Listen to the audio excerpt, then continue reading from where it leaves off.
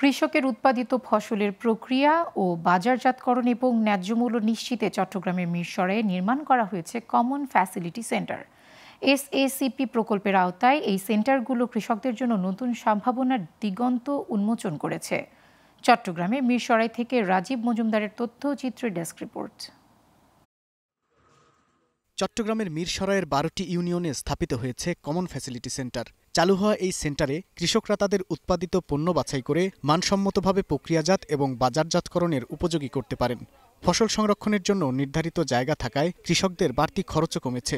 সেন্টারগুলো পাইকারি ক্রেতাদের সাথে কৃষকদের যোগাযোগ স্থাপনে সহায়তা করছে। এতে মধ্যস্বত্বভোগীদের দৌরাত্ম্য কমায় লাভবান হচ্ছে কৃষক। প্রতিটি কমন ফ্যাসিলিটি সেন্টারের নির্মাণ ব্যয় ধরা হয়েছে 3,85,000 টাকা। এর অর্ধেক দিচ্ছে কৃষি অধিদপ্তর, আর বাকি অর্ধেক বহন করছে কৃষকরা। ফলে চালু হওয়া এই সেন্টারগুলো কৃষকদের জন্য একটি নির্ভরযোগ্য অবকাঠামো তৈরি করেছে, যা তাদের অর্থনৈতিক উন্নয়নে সহায়তা করছে।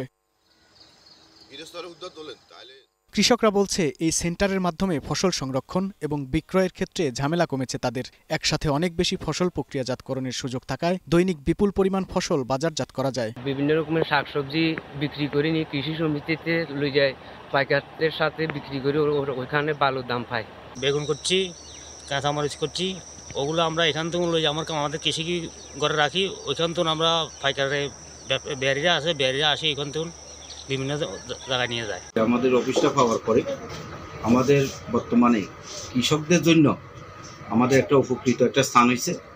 এখান থেকে আমাদের যে সমস্ত কৃষি উৎপাদন করি এখান থেকে আমরা পাইকারি দরে এবং বিভিন্ন এতে পার্টিরা আসি আমাদের এখান থেকে নিতে পারে সুবিধা হয় আমাদের। উপজেলা কৃষি অফিসার জানান 12টি ইউনিয়নে কমন ফ্যাসিলিটি সেন্টার কৃষকদের স্বাবলম্বী করতে গুরুত্বপূর্ণ ভূমিকা রাখবে। কৃষি সম্প্রসারণ অধিদপ্তরের আওতায় এসসিপির প্রকল্পের যে উদ্দেশ্য হচ্ছে শুধু উৎপাদন বৃদ্ধি নয়, আমরা যেন এই উৎপাদিত যে পণ্যগুলো এগুলো তারা যেন বাজারজাত করতে পারে সহজে এবং তারা যেন অধিক মূল্য পায়।